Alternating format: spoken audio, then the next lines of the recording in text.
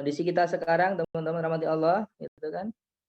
Hari ini kita menuju ke kondisi yang ingin diharapkan, kondisi masa depan kita yang diharapkan. Nah, di tengah-tengah kondisi hari ini dan kondisi yang kita harapkan, di situ ada tantangannya pastinya. Ya, di sela-sela itu kita ada tantangannya. Nah, tantangan itu ada tantangan internal, ada tantangan eksternal. Ya, kira-kira antara internal sama eksternal, kira-kira lebih gedean tantangan mana, teman-teman? Ya, saya yakin kalau kita list, kita rinci, tantangan terbesar itu ada pada diri kita, ada pada internal diri kita, ada pada ya kita sebagai agennya, sebagai pelaku daripada bisnis ini. Nah, kalau peran kita di tim udah jelas. Seperti yang ada di slide, Anda berada di tengah-tengah, ya.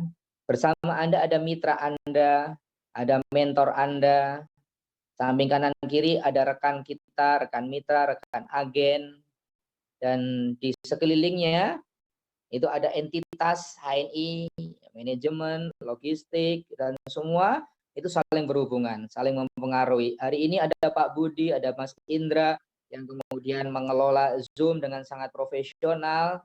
Kita saling bergantung nih satu sama lain di antara kita. Sehingga apa? Sehingga kata kunci kesabaran itu menjadi modal dalam kita menjalani bisnis ini. Karena dengan kesabaran itu, teman-teman rahmati Allah, ya, ini peran kita di tim, kata kunci di slide peran kita di tim ini adalah kesabaran. Karena dengan kesabaran itu akan turun nasrullah, akan turun pertolongannya Allah. Sekali aja kita mengeluh, hati-hati nih, ya.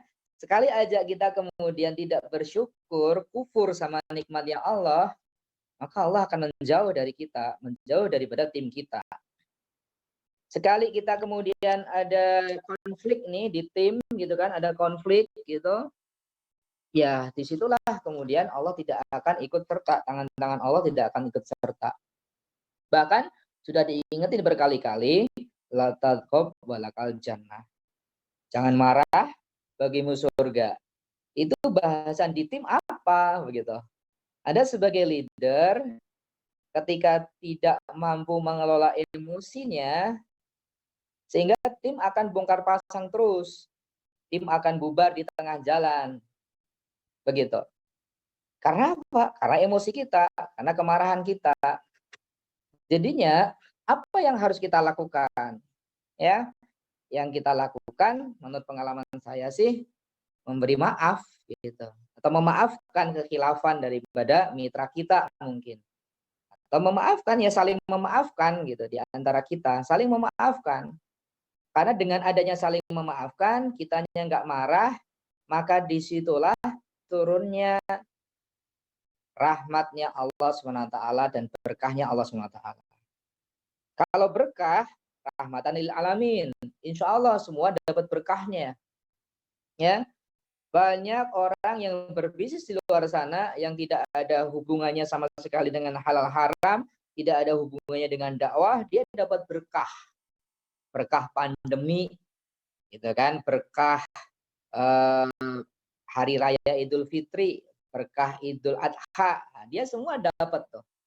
Tetapi yang kita harapkan di tim kita adalah bukan hanya berkah, tapi berkah dan rahmatnya Allah Subhanahu wa taala turun kepada kita semuanya. Ya.